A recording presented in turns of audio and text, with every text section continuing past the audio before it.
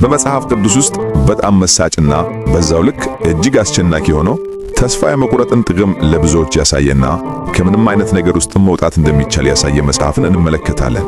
ይህ መጽሐፍ ከሌሎች የመጽሐፍ ቅዱስ ክፍሎች በተለየ ለአንዳንዶች ጥያቄን ያጭራል፣ መልሱንም እዛው ያስቀምጣል።